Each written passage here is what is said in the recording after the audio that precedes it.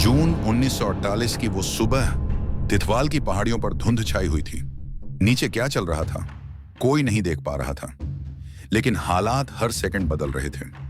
Alpha company की 2 platoon एक मद्रास की रिंग कॉन्टूर पर डटी हुई थी, एक ऐसी पोस्ट जो अगर दुश्मन के हाथ लग जाती तो तिथवाल शहर फिर से उनके कब्जे में जा सकता था। उधर किशन गंगा नदी के पार दुश्मन ने पॉइंट 9444 यानी छुंज टॉप पर डेरा जमा रखा था। हर रोज वहीं से स्नाइपर फायर और मोर्टार के गोले इंडियन पोस्ट्स पर बरसाए जाते थे। 11 जून को तूफान आया। धुंध और धमाकों की ओट में 300 पाकिस्तानी सैनिक रिंग कंटूर की तरफ बढ़े। कैप्टन के वेणुगोपाल जवान थे, लेकिन जंग के मैदान के पुरखे सीना तान कर खड़े थे। दुश्मन ने 3 बार धावा बोला, तीनों बार पीछे फेंक दिया गया। जख्मी जवानों की चीखें राइफलों की आवाज में गुम हो रही थी।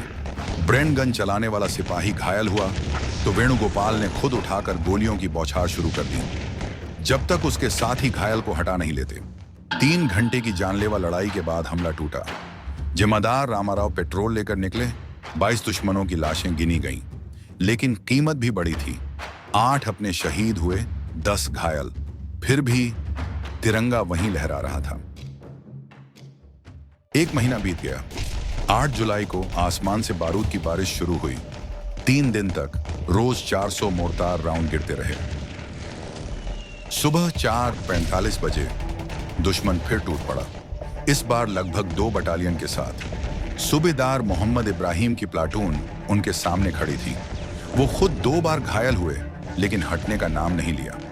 उन्होंने अपने लोगों को फिर से जोड़ा और काउंटर अटैक किया। दुश्मन लड़खड़ा गया। उनका लहूलुहान यूनिफॉर्म उस मैदान की बहादुरी की सबसे बड़ी पहचान बन गया। पॉइंट 7229 से मदद नहीं पहुंच पाई। भारी फायरिंग में सब फंसे थे। फिर भी ब्रावो कंपनी ने मोर्चा पकड़े रखा। मशीन गनों से कवर फायर देते रहे ताकि रिंग कॉन्टूर के जख्मी जवान फॉल्स क्रेस्ट तक पहुंच सकें।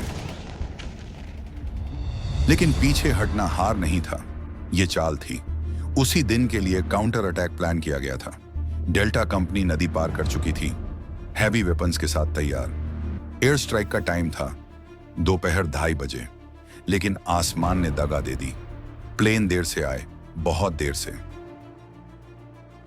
4:30 बजे ब्रिगेड हेडक्वार्टर के ऑर्डर पर वापसी शुरू हुई। किशन गंगा पर बना सस्पेंशन ब्रिज, जो जिंदगी भी था और जाल भी, अब गिराना जरूरी था। ब्रावो कंपनी ने पोजीशन पकड़े रखी। डेल्टा कंपनी फॉल बैक को कवर कर रही थी और पॉइंट 7229 अब पूरी तरह खामोश था। दुश्मन ने हरे फ्लेयर छोड़े अपनी खोखली जीत का ऐलान करने के लिए। लेकिन जंग अभी खत्म नहीं थी। 8 इंडियन प्लाटून अब भी नदी के उस पार फंसी थी। दुश्मन ने कमजोरी सूंघ ली और फॉल्स क्रेस्ट की तरफ बढ़ने लगे। इंडियन पोस्ट्स पर तोपें बरस रही थीं और ब्रिज लगातार फायर में था। दोपहर में एक अकेला फाइटर जेट ऊपर से आया और सामने बढ़ती दुश्मन टुकड़ियों पर गोलियों की बौछार कर दी। उसकी कवर में आखिरी फॉल बैक का ऑर्डर दिया गया। रिट्रीट सर्जिकल था, एकदम प्लान के मुताबिक। यहां तक कि सिग्नल के तार भी समेट लिए गए। इंडियन साइड का नुकसान 13 शहीद, 28 घायल। दुश्मन का अंदाजा लगाया गया करीब 460 मरे। जब आखिरी प्लाटून ब्रिज पार कर गई, 4 बहादुर सैपर्स आगे आए ब्रिज उड़ाने के लिए। एक मोर्टार पास में फटा, चारों वहीं शहीद हो गए। चार्जेस फेल हो गए। ब्रिज अभी भी खड़ा था।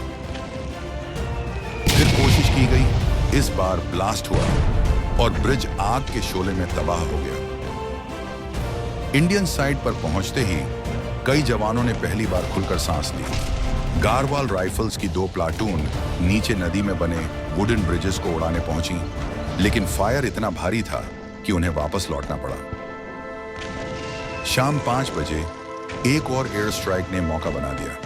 एक्सप्लोसिव्स बिछाए गए, डेटोनेटर्स सेट किए गए और एक आखिरी धमाके में वो पुल भी ढह गया। उसके साथ ही दुश्मन की घुसपैठ की उम्मीद भी वहीं खत्म हो गई। यह कहानी जीत या हार की नहीं थी, यह कहानी थी हौसले की। कैसे घायल, थके हुए, गिने चुने जवान नामुमकिन हालात में भी मोर्चा थामे रहे। तिथवाल की मिट्टी में यह कहानी आज भी जिंदा है। किशन गंगा के बहते पानी में इसकी गूंज सुनाई देती है।